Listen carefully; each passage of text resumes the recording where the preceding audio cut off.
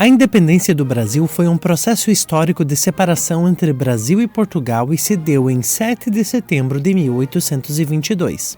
Por meio da independência, o Brasil deixou de ser uma colônia portuguesa e passou a ser uma nação independente. Mas você sabe os fatos que antecederam este momento histórico tão importante na história do nosso país? No vídeo de hoje falaremos sobre os fatos históricos que antecederam a independência do Brasil.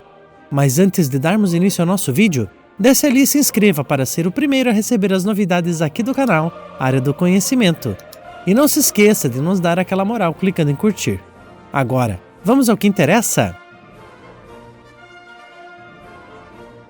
Para compreendermos os movimentos históricos que levaram à independência do Brasil de Portugal no dia 7 de setembro de 1822, faremos um breve passeio pela história do nosso país, para que você possa relembrar de todo este contexto histórico. Vamos lá? Nossa história começa no ano de 1500, quando a esquadra de Pedro Álvares Cabral chegou às terras que hoje chamamos de Brasil. Neste período, esta terra era habitada por uma população indígena estimada entre 3 e 5 milhões de pessoas. Vale ressaltar que essas comunidades indígenas pertenciam a diferentes etnias e ocupavam vários locais, tanto no litoral quanto no interior do território.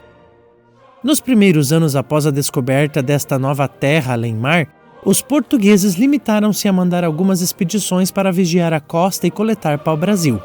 Em 1530, o rei de Portugal, Dom João III, mandou ao Brasil a primeira expedição com o intuito de tornar as terras brasileiras uma colônia. Esta expedição foi comandada por Martim Afonso de Souza. A frota trazia 400 homens. Dentre seus principais objetivos estavam expulsar os piratas franceses que rondavam a costa e explorar o território em busca de ouro e prata. 2 anos após a sua chegada, mais precisamente no ano de 1532, Martim Afonso fundou a vila de São Vicente, considerada hoje a primeira cidade do Brasil. 2 anos depois, a coroa portuguesa decidiu aumentar o povoamento da colônia e fortalecer o seu domínio sobre ela, promovendo a imigração. Inicialmente, o trabalho era voltado na extração do pau-brasil, e com o passar do tempo, a fabricação de açúcar desenvolveu-se e passou a constituir a base econômica do Brasil colonial. Neste mesmo período, a Ordem Católica dos Jesuítas teve forte presença. Eles se dedicaram principalmente a catequizar os indígenas, ou seja, convertê-los ao catolicismo, além de iniciar a educação escolar. Um dos colégios fundados pelos jesuítas para ensinar e catequizar os índios foi o Colégio de São Paulo de Piratininga, no ano de 1554. Em torno dele se originou a cidade de São Paulo. Com o passar do tempo, os jesuítas começaram a influenciar a política da colônia, passando a desafiar o poder da coroa portuguesa, o que ocasionou em sua expulsão em 1759. Logo que chegaram às terras que hoje pertencem ao Brasil, os portugueses iniciaram o seu processo de povoamento pelo litoral. Mas no final do século XVII, com a descoberta de ouro e de outras pedras preciosas em regiões distantes do litoral brasileiro, a ocupação estendeu-se para o interior. Um fato histórico muito importante que não podemos esquecer aconteceu em 1808, ano em que o príncipe regente de Portugal, Dom João, veio para o Brasil. Dom João veio para o Brasil fugindo das guerras que aconteciam na Europa, lideradas por Napoleão Bonaparte, na época imperador da França. Com ele, vieram a família real e a corte portuguesa, totalizando mais de 10 mil pessoas em 19 navios. Instalaram-se na cidade de Rio de Janeiro, que se tornou a sede do reino português. Durante um ano, Portugal ficou sob o domínio dos franceses. A Inglaterra, que era sua aliada, enviou soldados e ajudou a expulsar os invasores. A partir de então, o governo de Portugal ficou nas mãos dos ingleses. Como dito anteriormente, as terras brasileiras eram consideradas uma colônia de Portugal. Sendo assim, tudo que era produzido aqui obrigatoriamente deveria ser enviado a Portugal, e tudo que fosse necessário comprar deveria vir de lá. O Brasil era totalmente dependente de Portugal. Isto significa que antes da chegada do príncipe regente Dom João ao Brasil, as indústrias eram proibidas na colônia.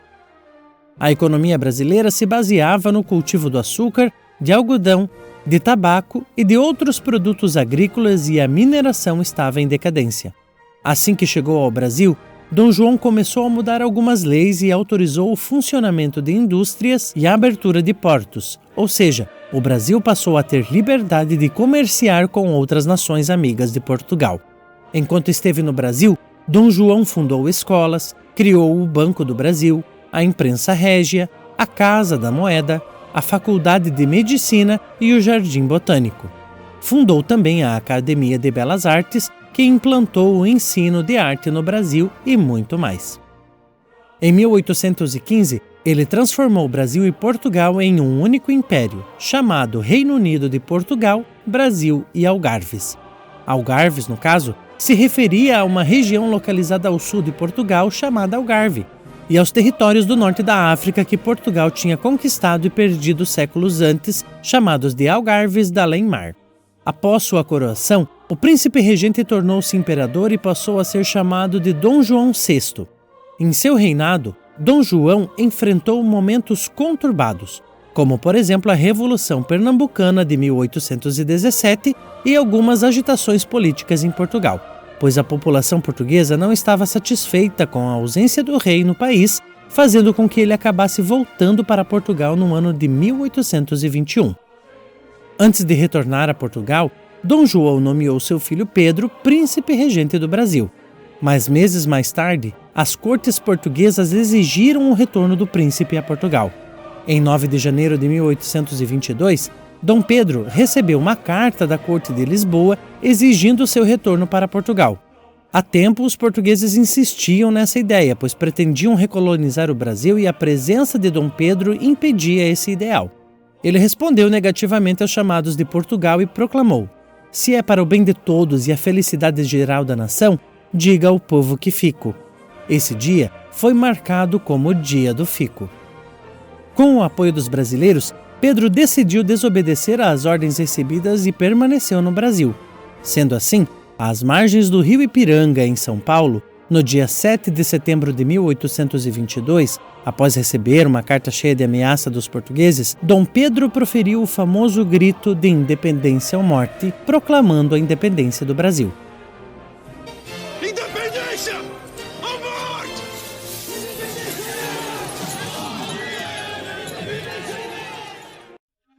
3 meses depois, Dom Pedro foi coroado imperador do Brasil e uma Assembleia Constituinte deu início à criação da primeira Constituição do Brasil. Divergências políticas levaram Dom Pedro a dissolver a Assembleia em 1824 e a aprovar a Constituição elaborada pelo Conselho de Estado indicado pelo imperador. Em 1823, Dom João VI e sua esposa, a imperatriz Leopoldina, morreram e Pedro resolveu assumir o trono de seu pai, tornando-se Dom Pedro IV, o 27º rei de Portugal. Por não poder acumular as duas coroas, ele abdicou do trono português em favor da sua filha, Dona Maria da Glória, permanecendo somente com a coroa brasileira. Com o tempo, a popularidade de Dom Pedro ficou desgastada entre os brasileiros e, no ano de 1831, abdicou do trono do Brasil em favor do seu filho Pedro de Alcântara, que mais tarde se tornou Dom Pedro II. Depois da coroação de Maria da Glória como Dona Maria II de Portugal, o ex-imperador contraiu uma tuberculose e morreu aos 36 anos de idade. Foi sepultado em Portugal, mas em 1972, durante as comemorações dos 150 anos da independência do Brasil, seus restos mortais foram trazidos para o Monumento do Ipiranga, em São Paulo.